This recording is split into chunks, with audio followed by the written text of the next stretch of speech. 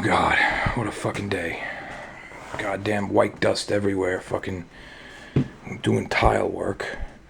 And it's finally time. Finally time to grab one of these. I don't want to be biased or anything, but I'm really glad it's Cuban Day. The lighting in here sucks, but I'm just trying to make a point. Ooh, look. I need something strong. I know exactly what I'm gonna smoke. An old-time favorite. Oh yeah. Whew. Bolivar Belicosos Finos. Let's do it. Today's much-needed cigar review, the Bolivar Belicosos Finos, affectionately known as the BBF in the Cuban circuit. This cigar is available in dress boxes or slide lid cabinet boxes of 25. It is a full-bodied cigar and is 100% Cuban tobacco.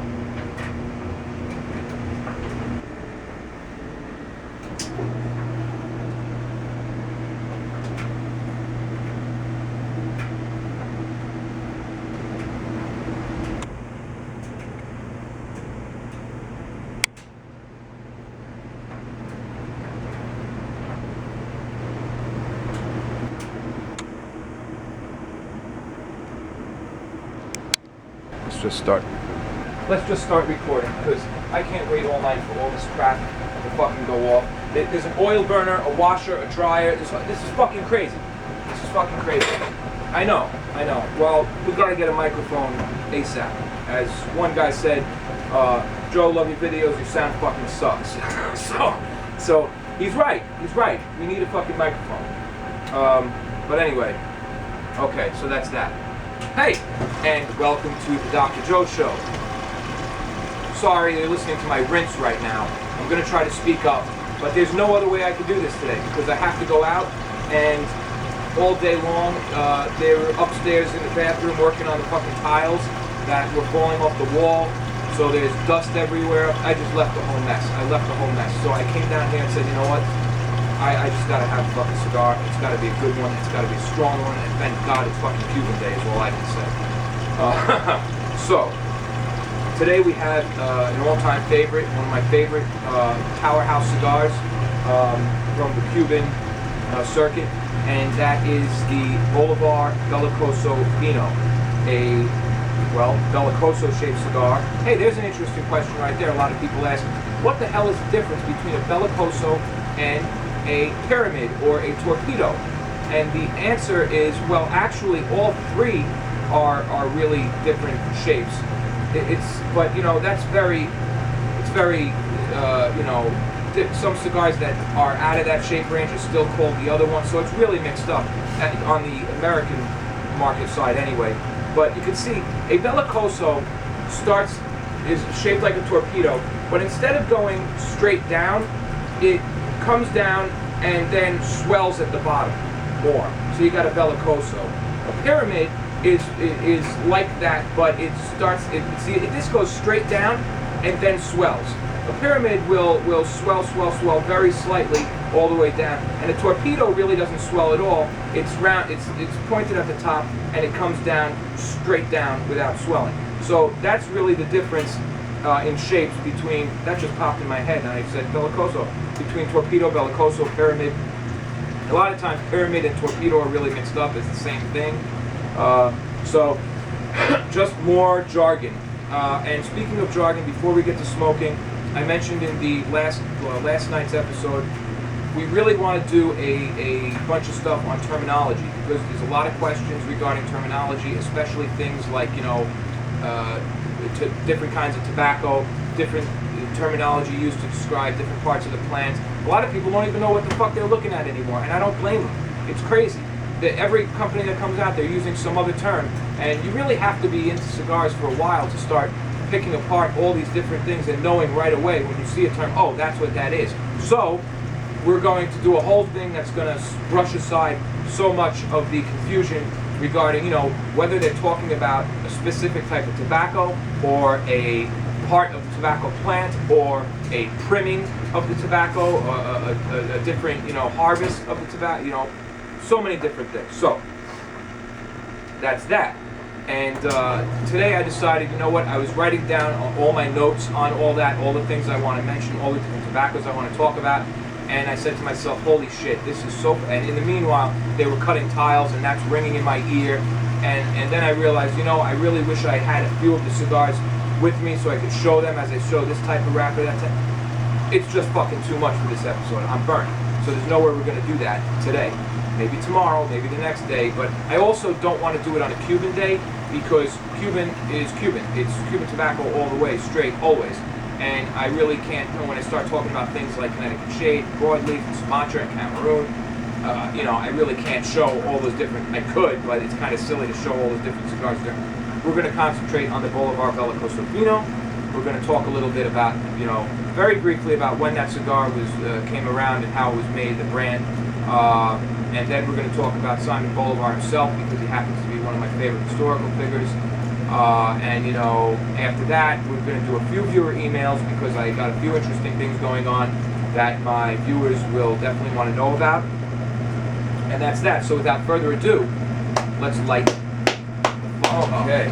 Again, my apologies for all the sound works, but that's just the way it is. We're going to cut and light and give you a little pre-draw of, you know, whatever I get. My palate is extremely clean right now because of everything that's been going on. I haven't eaten a fucking thing today, and I'm fiending for a cigar. I did want to mention, well, I don't even know anymore. Let's just cut this. You know, I'm not a big torpedo fan anyway, even though this happens to be a fan. Usually I'll go for the Royal Corona instead, but for some reason this was on top. I saw it, I grabbed it. I said, strong, Cuban, grab it. And don't want to fuck around. So usually I cut a little deeper because I don't really like the whole way it comes there and closes up the head. But you know, for review's sake, I'm gonna I like to put it on not the moving edge. Let's give it a little, not too much. I can always take off more, a little bit. I can always take off a little more.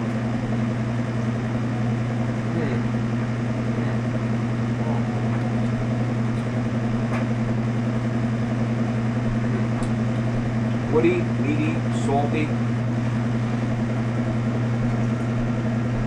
something Swedish almost, a little cedar and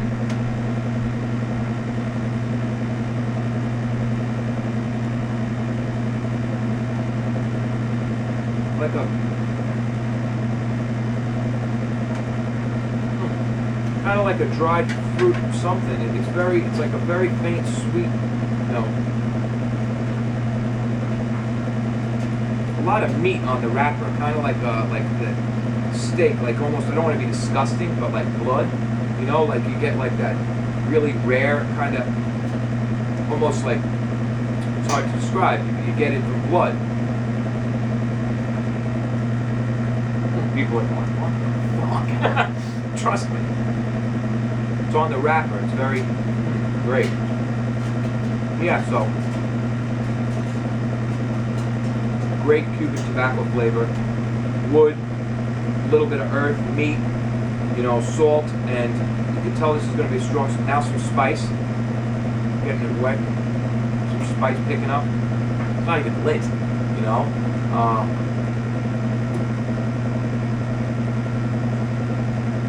And a very faint, subtle, some sort of subtle sweet flavor. Use my matches.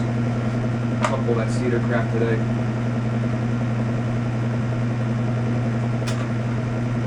Yeah, so other than all the other crap that's been going on, I've been really happy with the show. But we'll leave that later for viewer emails. Some good things are happening.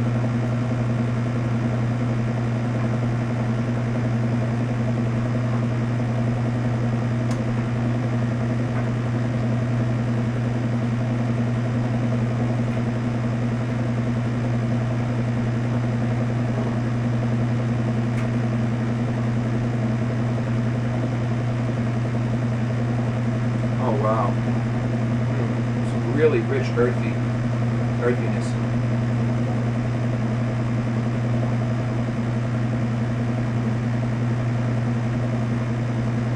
Oh, that is good, my friends. That is good. Wow. This cigar has been in my box for about a year, so it's fairly new. To be honest with my viewers, I can't remember the exact date, but it was definitely either 2011 or 2012. So you shouldn't be too far off with boxes from 2013, and I'm sure a lot of vendors are still selling boxes from 2012. And the cigar was recently mentioned in the issue of the December issue, Cigar Aficionado 25 of the year, best 25 of the year. I don't know if this was on the best 25 or in that issue's reviews. I love that issue because you get 25 cigars and then you get a whole bunch more. You get the review section, but this was in one of them.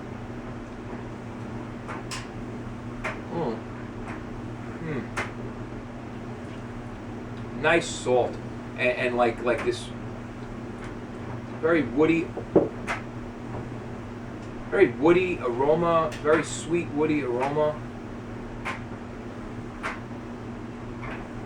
Very distinct. Very meaty flavor, very meaty woody flavor. A lot of spice going on right now. It's got a twang that it's there and it's powerful, but it's like deep. It's definitely not as sharp as say the D4. I think that's probably because there's a lot less sour going on here. You know, that twang is like a combination of salt and sour, and that's what gives you that zip. But here, the sour is definitely toned down. There's plenty of salt. Oh, a lot going on the tip of the tongue. This thing is fucking packed with flavor, man. Fucking packed. And the draw is fantastic. I'm going to be honest. I turned the band around, so I showed the nice part of it.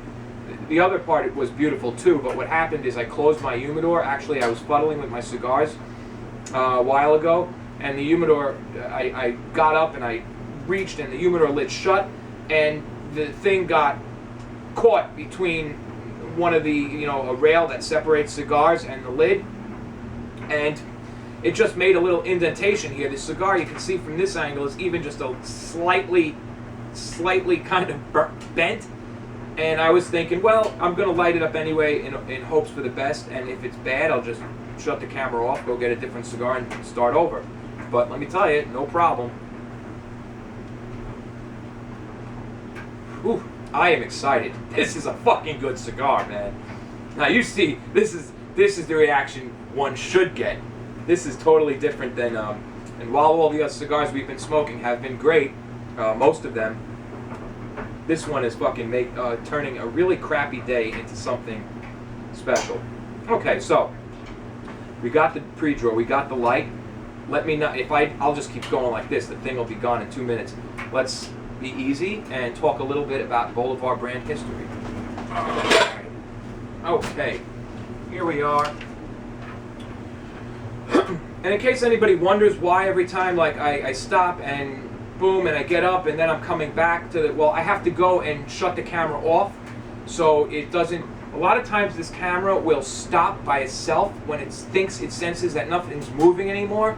I got to figure out how to turn that feature off. It's annoying. So I do segments and then go shut it off. It won't just keep running and running and running. Also, I need segments. They're easier to edit than throwing an entire giant video. It takes forever to load in there. These are very high gigabyte videos. So yeah, sometimes you'll catch me coming back to the stool and I tend to start talking right away. And if I don't get a little bit of that in there, one fade will run into another and the words will, and you can't hear what I'm saying. Not that everybody gives a shit, but I got my little notes here. And the Bolivar brand notes come from Wiki just to, make sure I don't forget anything I want to say. The information on Simon Bolivar himself was put together way back when I did the China regional jar on the Dr. Joe website, which eventually, my friends, will be updated and get back into action. I can't do it all myself. I'm going to have to definitely decided, especially once I start working, I'm going to have to find somebody who wants to do this with me and will be in charge of running the website and doing stuff over there, and I will be doing the videos. And eventually, of course, I'd like to get somebody else doing these with me. It's always a little more interesting when you have two heads put together. And believe it or not, I am very easy to get along with. So other things, a lot of times I get angry, and sometimes it's just for show. You know, unless it's a bad cigar, then I'm genuinely pissed off. but Bolivar founded possibly, they always say possibly, in Great Britain. I guess they don't really know for sure. And it was founded by Jose F. Rocha. We mentioned him before, La Gloria Cubana, in 1901, 1902, but it was not registered in Havana as one of their cigars until 1921. In 1954, after Rocha's death, Bolivar was one of the brands purchased by Cifuentes Sicilla, aka Partagas. And today, a lot of Bolivars are still produced at the Partagas factory, now known as the Francisco Perez German factory. And that's really all they say on Wiki, and then they just give a bunch of vitolas, which we don't need to know right now. But they did mention one cool little fact. Bolivar produced the Delgado, which was the smallest, I think it still is, the smallest cigar in the world, at 1 7/8 of an inch with a ring gauge of 20. And a mini box of these had the honor of being featured in the Royal Nursery's dollhouse at Windsor Castle. Therefore, if Prince Charles offers you a cigar, I would be a little skeptical that he's going to play a practical joke on you, so be careful. Now, aside from that corny joke, we're going to talk about Simon Bolivar.